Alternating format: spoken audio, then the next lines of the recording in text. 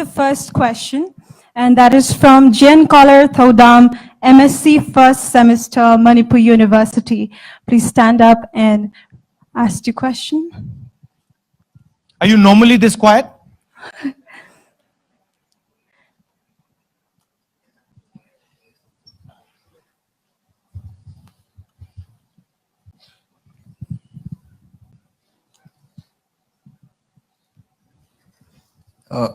Sir, my question is a very simple one.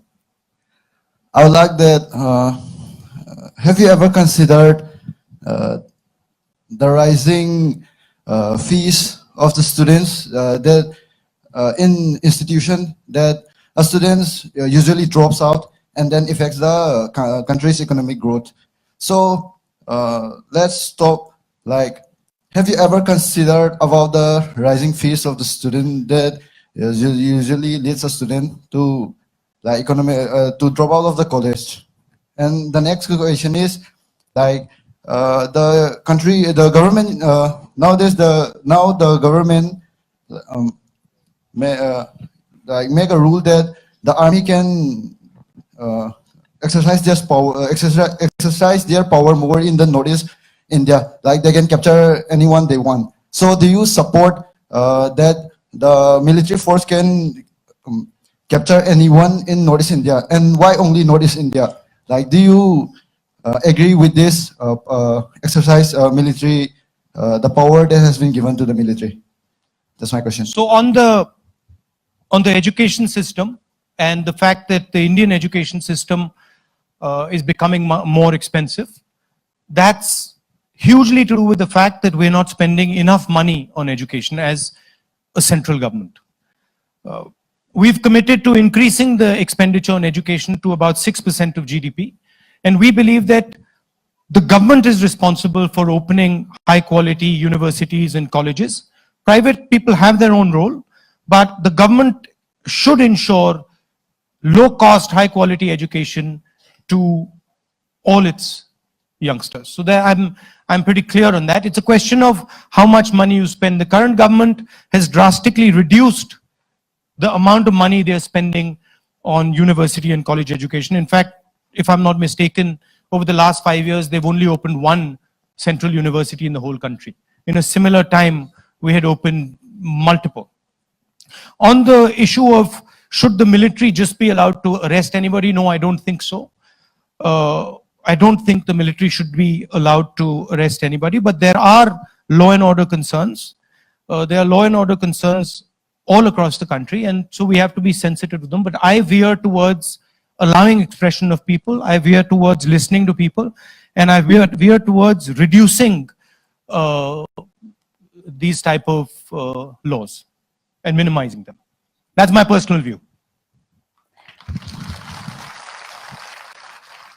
The next question is from Jingsubam Marina Devi, Masters in Political Science from Manipur University. Jingsubam Marina Devi. She's here, she's at the back. Good morning, sir. Good morning. It is indeed a great privilege for me to get this opportunity to introduce myself to you, sir. Sir, may I know in what manner the basic principles of Congress are different from that of the BJP? Thank you, sir. That's a very nice question. Congress does not believe in cultural imperialism. So Congress does not believe in the idea. Congress does not believe in the idea that one part of this country should rule other parts of this country. We believe that every part of this country, every state should be allowed to express itself, should be allowed to say and do what it wants, should be able to defend its culture, its language, its traditions, and should feel proud of their own history. The BJP and the RSS want to impose one idea on India. They want to crush all other ideas. And you've seen this happening over the last 5 years. You've seen what has happened here in Manipur, when people voice their opinion against Prime Minister Modi, when people voice their opinion against the Chief Minister, you can see the heavy hand of the Indian government. It doesn't like the people of Manipur expressing themselves. They want you to celebrate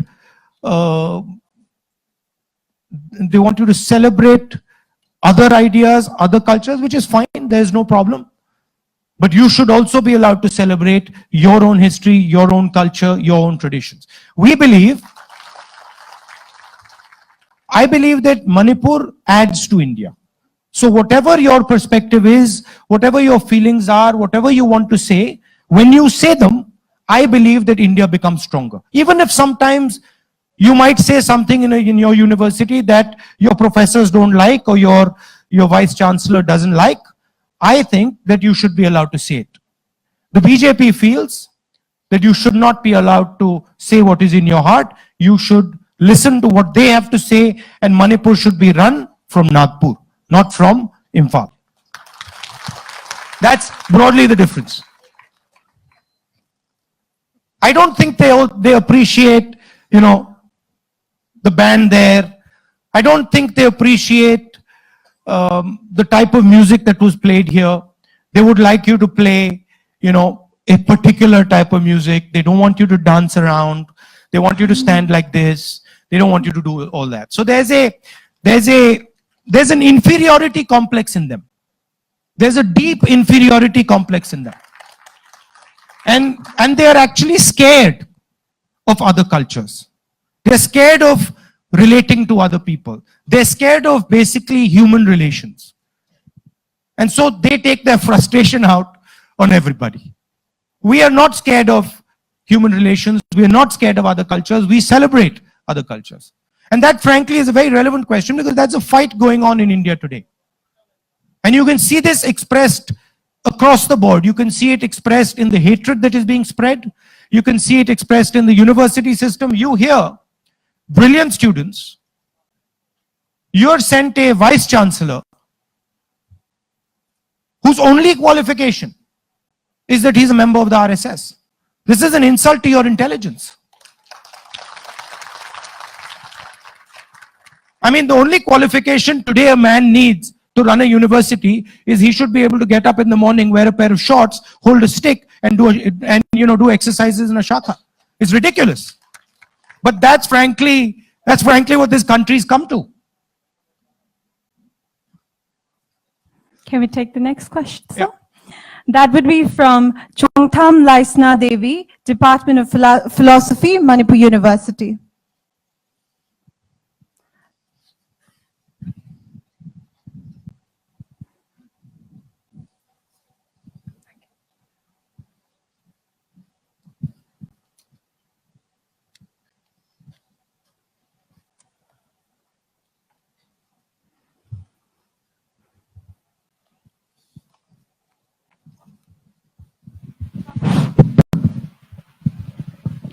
Good morning, sir. Firstly, more than 4 months, Manipur University was not functioning and in the state of turmoil, chaotic situation on demanding the removal of Vice Chancellor A.P. Pandey.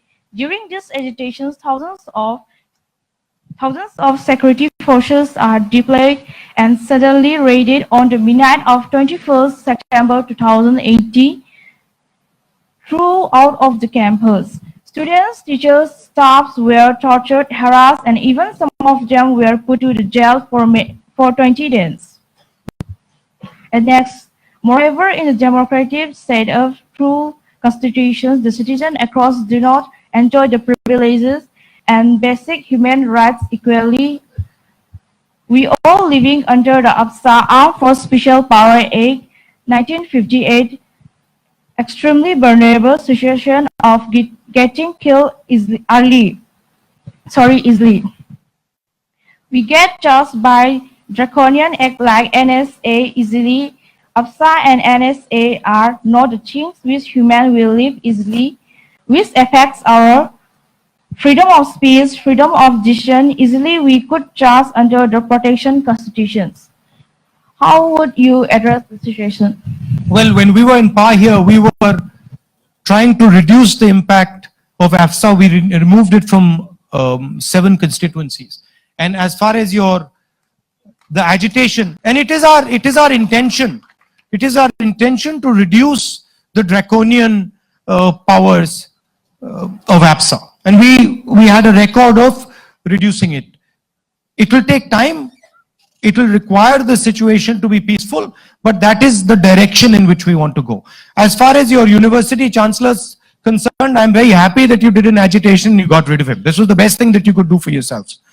I do not appreciate imposing such people on brilliant students of Manipur University. I do not think that is the way forward. I think people who understand what students want, people who understand what education is about, should be running these institutions. So I'm quite happy that you managed to get rid of the gentleman. The next question is from Professor Amar from Manipur University. He's in the front. Please Hello. give him a mic.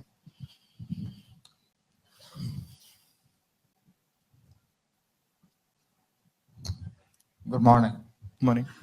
Well, the first thing that Modi regime did was abolition of the Planning Commission.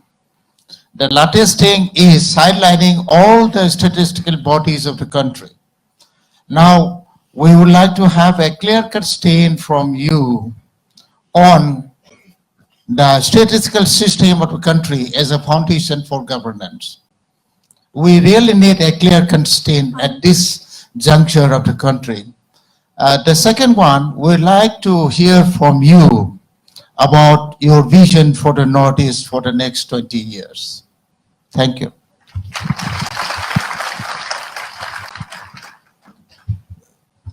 It is not only the statistical system that they are attacking. They are attacking every single Indian institution. They've destroyed the Planning Commission. So the idea of having a strategy moving forward, they have wiped out.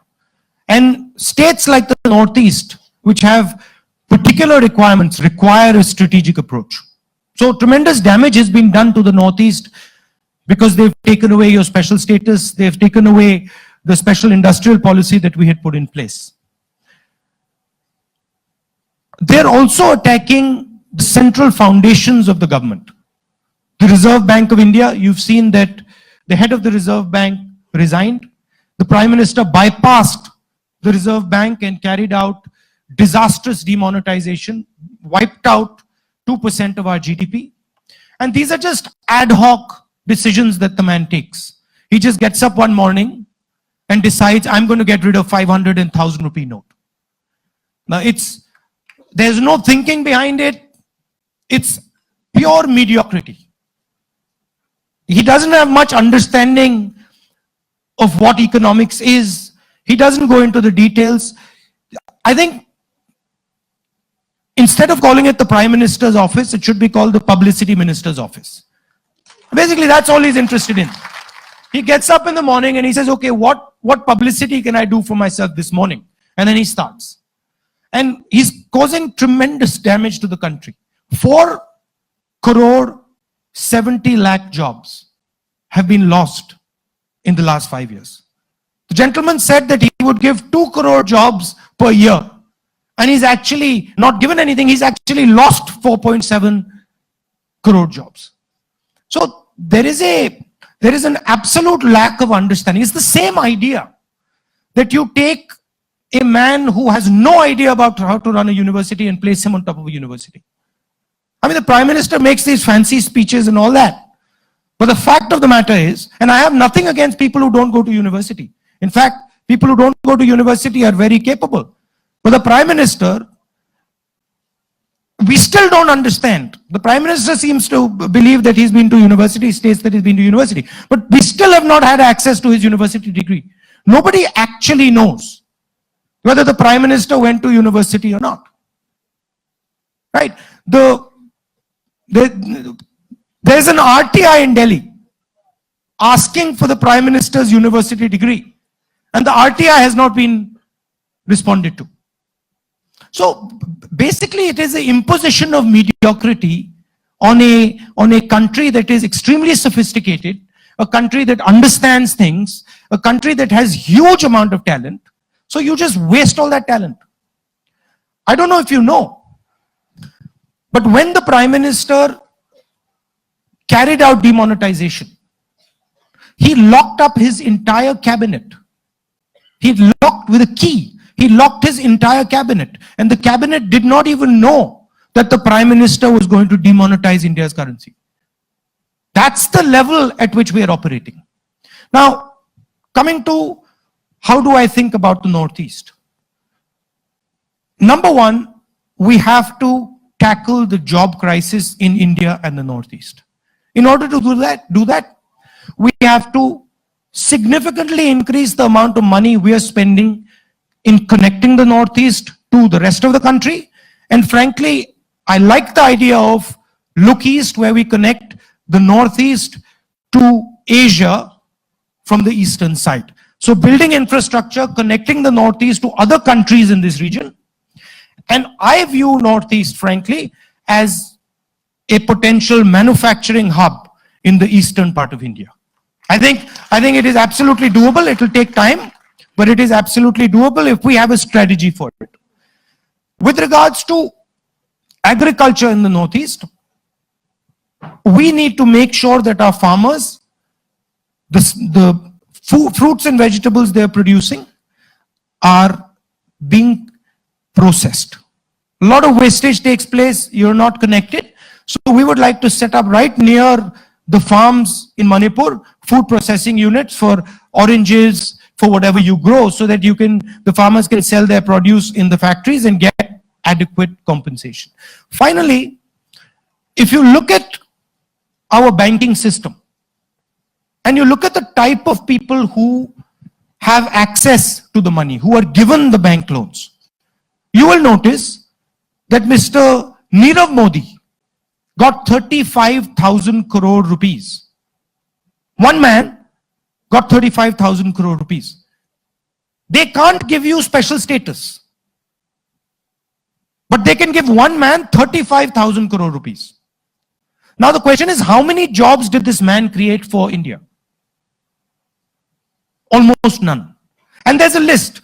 Nirav Modi, Mehul Choksi, Lalit Modi, Vijay Mallya, thousands and thousands and thousands of crores of rupees just go straight into their pocket. Anil Ambani, go straight into their pocket.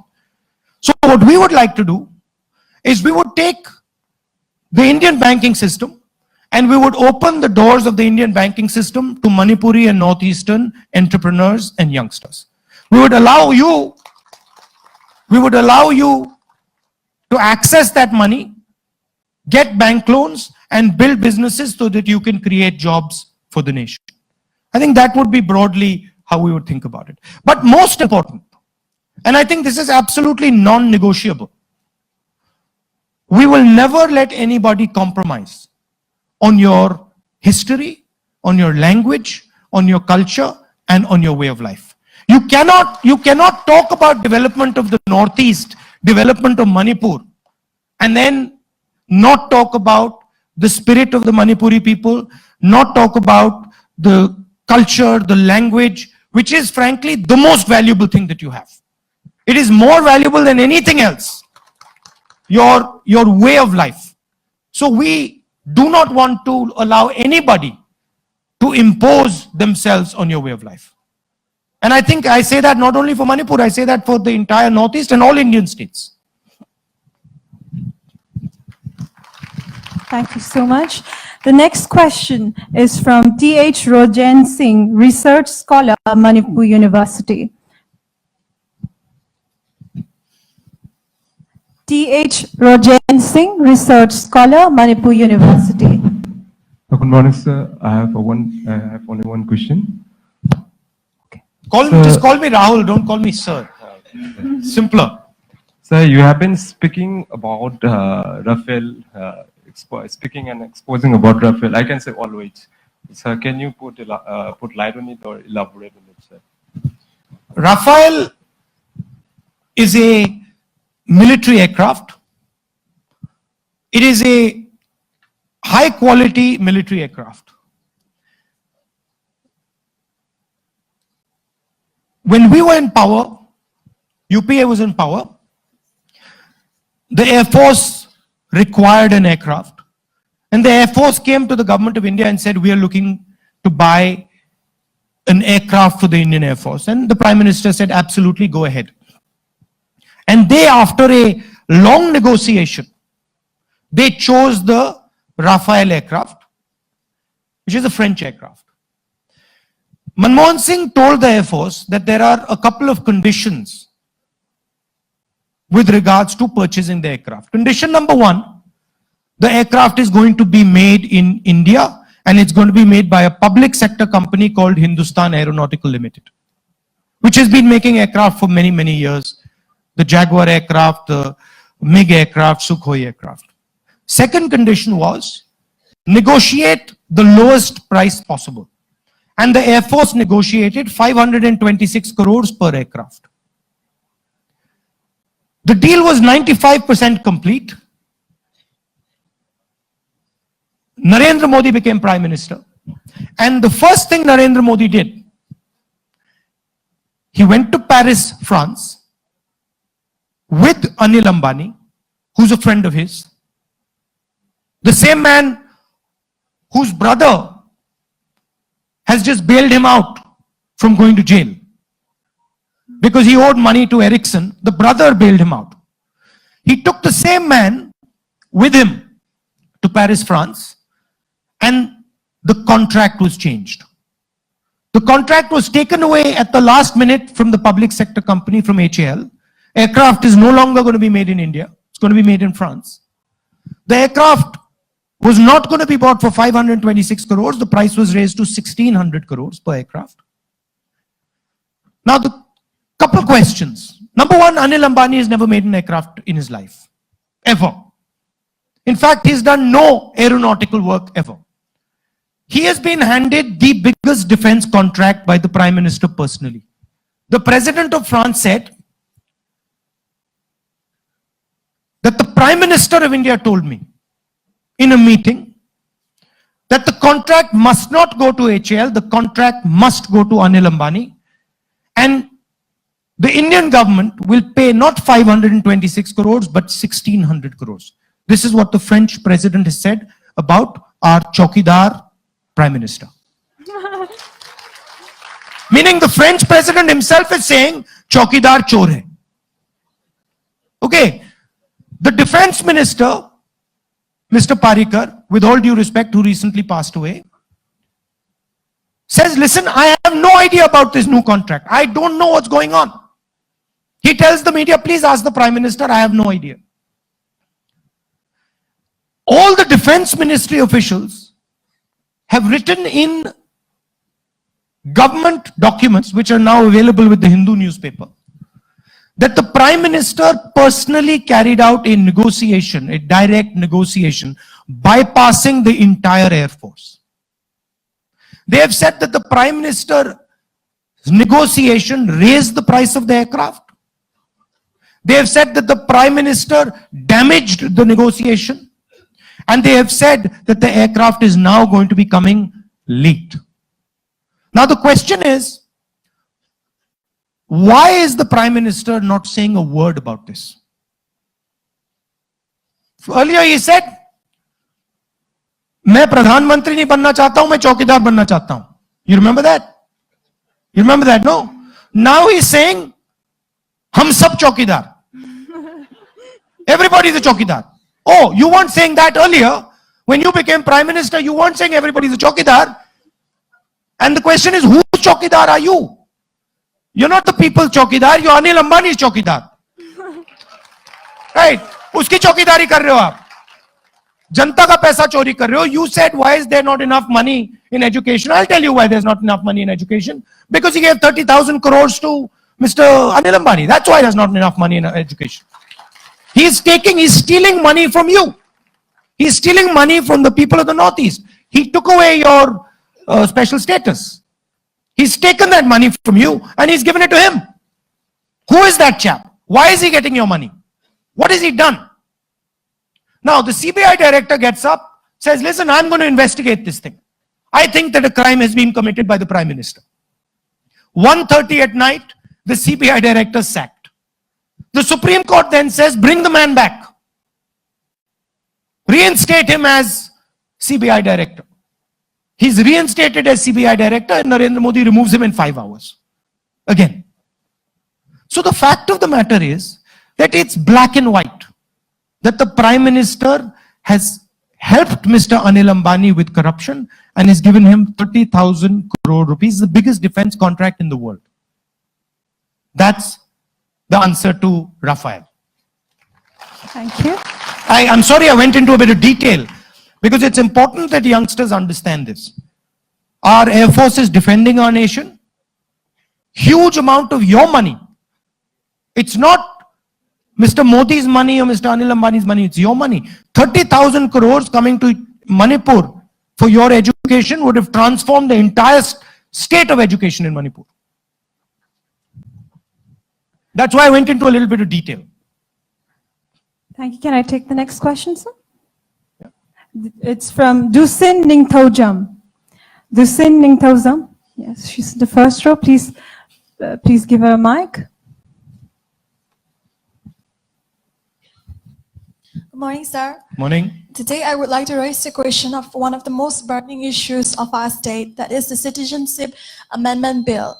This bill has been a great threat to the indigenous people of Manipur, and because of this, many efforts such as Scheduled Tribe Demand has been undertaken. ILP is also closely linked to it, and the Manipur People Bill that was sent to Honorable President of India that had not been passed. These are all linked together. My question for you is, what are your views for this? How are you going to protect the integrity? How are you going to protect the existence of the indigenous people? And also another thing that I want to ask you is about corruption.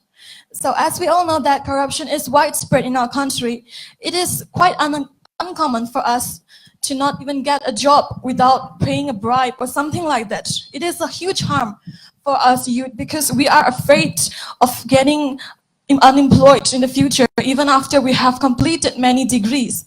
So my question is, sir, how are you going to solve this problem? What steps are you going to take to ensure our insurance and all? Thank you, sir. So on the Citizen Amendment Bill, I'm very clear. It is again cultural imperialism. It is an attempt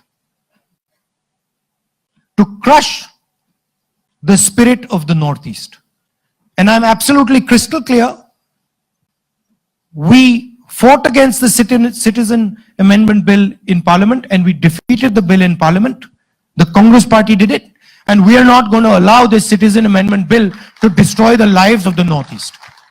So we are absolutely crystal clear on that. There is going to be no encroachment in the culture, the language, and the history of the Northeast. We're not going to allow it. And we will fight tooth and nail to ensure that Citizen Amendment Bill does not become law. On your corruption question, number one, the structures that protect us against corruption are the institutions. The Supreme Court, the judicial system, the free press, these institutions. So number one, when we come to power, we are going to stop the attack that Narendra Modi is carrying out on these institutions. We are going to allow these institutions their independence. We will allow the judiciary to be independent. We will allow the Election Commission to function. We will allow courts to opine on things independently. Second, youngsters like you who are honest need to come into the political system. You can't complain that politics is not the way I want it and then keep sitting there and not come into the political system. So we would like as many young, new people, fresh faces to come into the political system to help us clean the system. Finally, there are laws that you can pass. The right to information, where you allow any citizen to ask any question about his government. Ask the bureaucracy any question that they feel they'd like to know. So there are laws that you can pass, and the RTI was a landmark law that we passed. Now that has also been diluted and sort of distorted. So we would like to make those laws more effective as well. Finally, you can't centralize power and expect corruption to reduce. Today what is happening is power is being centralized in the Chief Minister's office and the Prime Minister's office. We would like to delegate power down. We would like to delegate power to the panchayats, to the lower levels of government, so that people can access the political system, people can participate in the decisions, people can ask questions, and there can be more transparency. So that would be the broad direction. But frankly, we need your help. You know, we need youngsters to come into the political system to help us clean the political system. It's not going to be possible without you. The next question is from Shiva Ranjani, MBBS RIMS.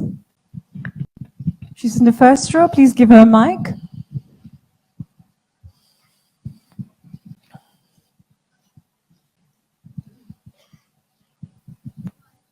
Good morning. Good morning, sir.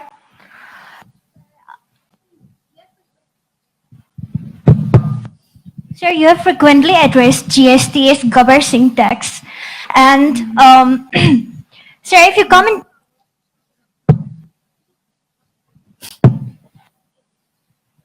Sorry, sir. If you come to power in 2019, scrap the GST... The mic is not working. Would we scrap GST? Is that your question? Do you want GST scrapped? Do you want GST scrapped? I don't want it to be scrapped off, but I want it to be modified.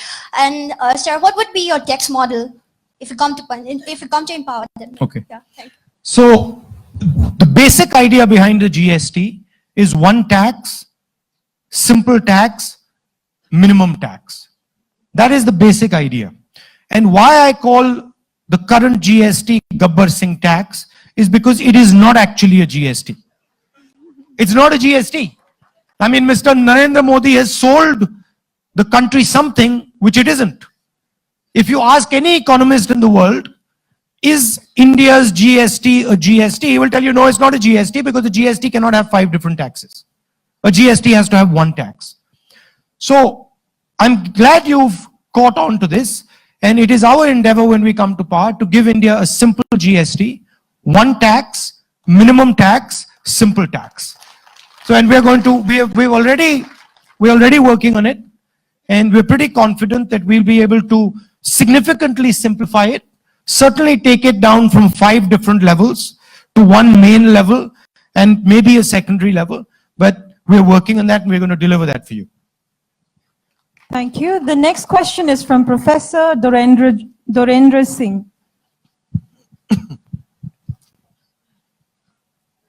Good morning. He's in the first row. Please give him a mic.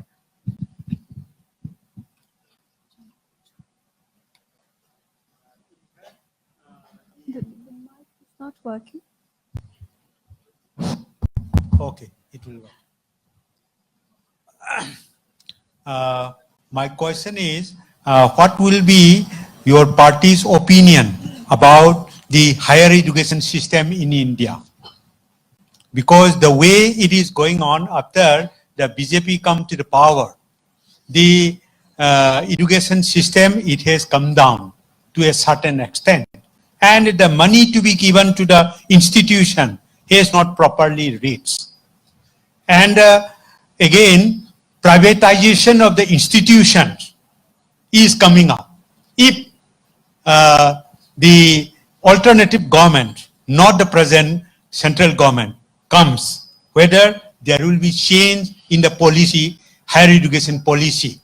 And again, in the Northeast, there are many youths, educated youths. There are students who wants to study the good institutions. And in that respect, I'm asking, is not Manipur suitable to have an IIT an IIT at best. And say IIT, we want in Manipur, we want for the science education, Indian Institute of Science Education and Research. In the Northeast, it was given to Nagaland. Nagaland has not taken it. Why not? It give to Manipur. Manipur has young, talented science graduates, and many students are going abroad for PhD. They want to come back to the country. They want to serve the people of India, the people of Manipur. So Northeast in Manipur, even if it is small, we can have very good institute in different levels, maybe in terms of IITs, maybe in terms of Indian institution, Indian Institute of Science, Education and Research. We have a good material, and pharmaceutical industries and others could come up. What should be the policy of your party if it comes to power? Well, certainly there would be a change between what is happening today. There will be a dramatic change with what is happening today. I do not believe in wholesale privatization of the education system. I believe that there is a role for private organizations, but the state of the art, the foundation of the system, has to be public sector, government institutions. The IIT, which is the best institution, is a government institution. So we would certainly spend significantly more money on education. We would not allow the capture of the education system by an ideology. So we would not be allowing, what is going on with the Manipur University and the RSS vice chancellors. Every university in the country now has an RSS man in charge. That is something that we will clean out, we will fix. We would like the universities to have an independent voice. We would like the universities to be the expression of the students, the professors, and the expression of the institution. We don't want to impose on top of that institution a viewpoint. Broadly, you would see a dramatic increase in the amount of money that is being spent in higher education and in primary education when we come to power. On the matter of Manipur having the best institutions in the country, I'm absolutely certain that Manipur has the capacity and the talent to have the best institutions. I will look into this matter, I will study this matter, and we will try and see if we can work something out where you get quality institutions in Manipur. Thank you. The next question is from Jangkuchon Kongsai from DM College of Arts.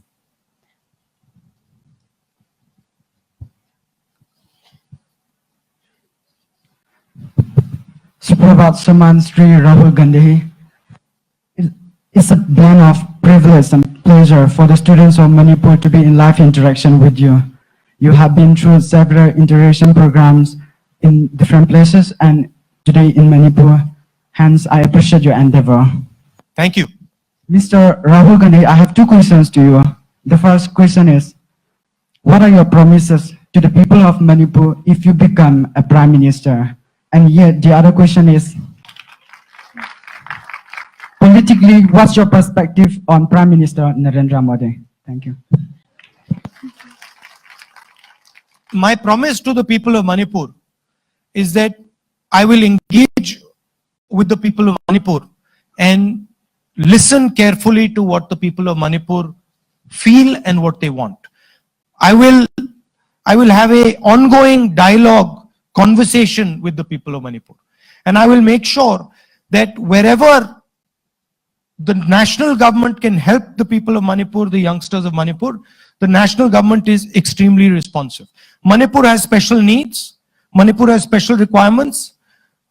I mentioned the idea of special status. We will reinstate the special status of Manipur and the northeastern states. I think India has a job crisis. And we, frankly, are not accepting that there is a job crisis in the country. The Prime Minister is not accepting it. I think we have to accept that there is a job crisis, and then the whole country has to become one in trying to ensure that we resolve this crisis. And Manipur has a role to play in that movement of creating jobs for this country. On Mr. Narendra Modi, my personal perspective, he's very good at publicity. He's probably the best at publicity in the country. He's very good at marketing himself. Excellent. I think maybe Baba Ramdev comes close, but between the two of them, they have #1 and #2 position in marketing in the country. However, the Prime Minister doesn't have the capacity to go into details. He doesn't like listening. He likes talking. He doesn't respect people's opinions. He doesn't want to put himself in the place of other people.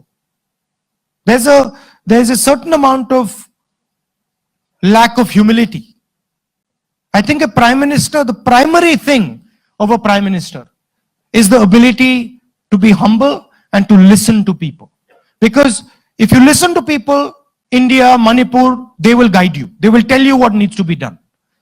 If you don't listen to people and you think that you have all the answers, you can never succeed as a prime minister. So I think what Mr. Narendra Modi really lacks is the ability to listen. The other thing is, he's angry. An Indian leader cannot be angry. An Indian leader has to be loving, he has to be gentle, he has to be accommodating, he has to embrace everybody. So he has a personal sense of anger in him that doesn't allow him to listen and doesn't allow him to see the direction in which India should go. But once again, publicity, #1.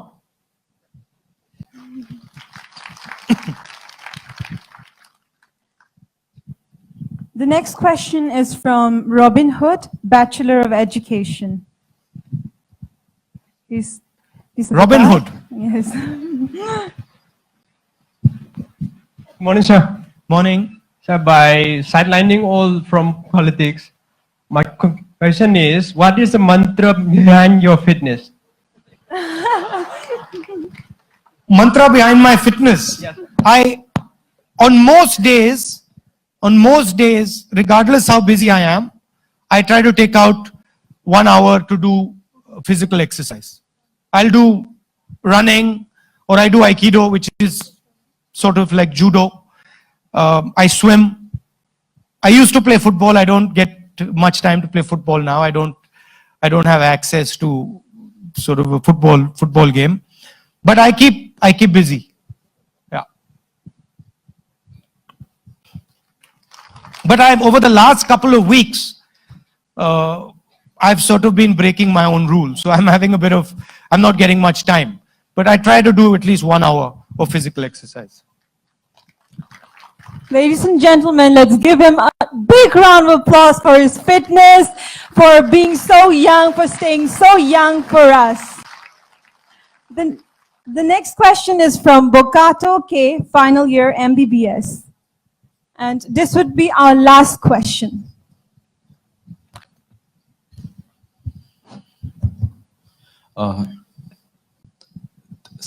First of all, I want to thank you for coming Manipur, sir. Thank you. Sir, I speak on behalf of the students of RIMS, Regional Institute of Medical Sciences. I wanted to request you and know where you stand on upgrading RIMS to M status. All in this. I'll have to, I don't know the details of this matter. I will look into this matter and I can give you an opinion once I've looked into it. Okay. I'll try and be favorable. Thank you, sir. Yeah.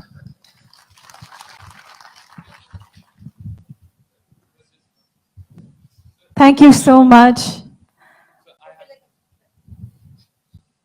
So very warm welcome to Manipur, sir. Thank you. The land of jewel. The land of? The jewel of India. Jewel of India. बहुत nervous हूँ sir. अरे relax. Relax. कहाँ के हो? Atif Nawaz from NIT Manipur. Sir अपने college से मैं यहाँ आया हूँ अपने कॉलेज के वॉइस को रिप्रेजेंट करने. सर लाइक 12 लाख लोगों ने एग्जाम दिया था सर. टॉप 11,80,000 को हटा के पहुंचे थे यहाँ पे सर. सर यहाँ आके लगा नहीं कि ये मतलब इतना deserving. Sir you have been to Stanford, you have studied from Cambridge. Sir आप आके नई NITs को देखो सर एक बार, कि क्या इनसे आप क्या एक्सपेक्ट कर रहे हो, कि आपको लगता है इंडिया कभी उस लेवल तक पहुंच पाएगा जिस लेवल पे engineering colleges 3.5 lakh per annum की पैकेज लगती है यहाँ पे सर. सर ऐसे कैसे हम लोग प्रोग्रेस करेंगे sir? We are the youth of this country. Sir मैं कहना चाहूंगा सर कि सर जैसे आपने अभी बोला था कि like this government is not making new colleges, new NITs, new IITs. और अभी सर ने आगे भी पूछा था कि when are you going to provide IIT to Manipur? New colleges की जो हालत है सर, तो मुझको नहीं लगता कि IIT भी यहाँ पे आप खोलेंगे तो अभी हमारा कॉलेज NIT जो है वो प्राइमरी स्कूल है, वो सेकेंडरी स्कूल होगा. बस ऐसा ही डिफरेंस होगा और कुछ नहीं होने वाला. सर आप आए और प्लीज देखें. I invite you to our college. Where is it exactly? Sir, NIT Manipur, it is in Langol, sir. Sir, अच्छा आप आएंगे? नहीं, I'll come. मैं आ जाता हूँ. I'll come and see it. Sir, very. I'll come and see it. Very. Thank you, sir. Sir, we'll organize. It will be difficult for me to do during the election, but I commit to you that at some point I will come and see your. Sir, आप आएंगे भी तो मेरे लिए एक बहुत बड़ा problem ये है कि मेरे पास ऑडिटोरियम नहीं है. हम लोग जो भी प्रोग्राम बाहर कर लेंगे. बाहर मैकेनिकल वर्कशॉप में करते हैं. वर्कशॉप वहां कर लेंगे. फील्ड में कर देंगे. फील्ड में कर देंगे, कोई बड़ी बात नहीं है. Thank you, sir. Thank you. Thank you so much. We won't be able to accommodate so many questions due to shortage of time. So thank you so much. We apologize for the inconvenience. And last but not the least, we have some interesting questions for you, sir. Somewhat informal and that have been requested by the students and youngsters in this room. And I would be asking on their behalf. It's a rapid fire round. Rapid fire round. Yeah. Okay. You just have to choose the answer. Okay. It is just 5 questions. And are you ready? Yeah. Sure. Okay. Are you a Barcelona fan or a Real Madrid fan? I'm a Juventus fan. But between Barcelona and Real Madrid, I'm a Real Madrid fan. Wow. Next question is. Actually, let me rephrase that. Until Ronaldo was there, I was a Real Madrid fan. What is the last book that you read? I Am That. I Am That. Note that down. I've read that book many times. That's it's a very nice wonderful. book. We all need to read that book. And the next question is, are you a dog lover or a cat lover? Dog lover. Wonderful. And what's a guilty pleasure? Guilty pleasure ice cream. Oh, wow. And the last of this rapid fire round, are you a pani puri lover or a aloo tikki lover? Aloo tikki. Wonderful. That's the quick 5 questions that we prepared for him, and that's all we have for the interaction round and all the questions that we could accommodate. Thank you so much, Mr. Gandhi. And can I just say 2 words? Yes. Yeah. So, thank you very much for coming here. All the professors, all the students. It's been an honor for me. It's been a pleasure for me coming here and listening to you. As I said, there is an ideological fight going on in the country. There is a fight between those who want to defend all the cultures, all the languages, all the different ideas in this country, and those that want to impose one idea on this country. We do not believe that any idea is big enough to be imposed on our people. Ideas should come from within. Ideas should come from inside people. Ideas should not be imposed on them. So when you're thinking about what is going on in India, and when you see the violence that is taking place, when you see that your culture is under attack, when you see the Citizen Amendment Bill, you have to realize that you are systematically being attacked. We are all systematically being attacked. When a person who criticizes the government is charged with treason, put in jail, he's not being attacked alone. Every single one of you, me, everybody's being attacked.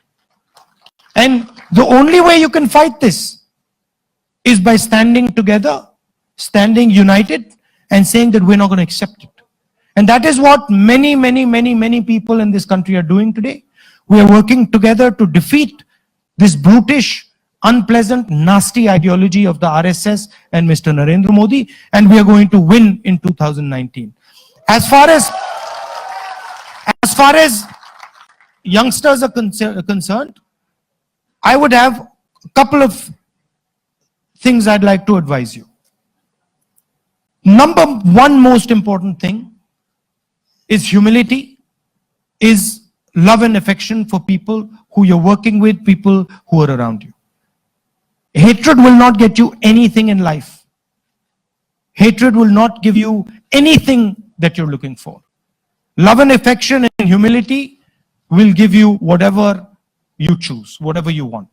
So my advice to you as youngsters, I know that it is a difficult period. I understand that you have fears. You feel that maybe you might not be able to get a job. You might struggle to get a job after your education. That is the situation in India. We understand that. And we are all working together to fix that problem. But the anger that arises inside you, the fear that arises inside you, you must not convert that into hatred. You must convert that into love and affection and into working together, everybody, to take this country forward. I'd like to thank all of you once again, and I commit to you, all the youngsters of Manipur, all the people of Manipur, that I am here to be with you. I'm here to work with you. You are more than welcome to ask me questions. You're more than welcome to even come and complain to me. My doors will always be open for you. And in whatever way I can help you, whether it is education, whether it is healthcare, whether it is your IIT, in whatever way I can help you, and what little I can do, I will always be there for you. Thank you very much for coming here. All the best.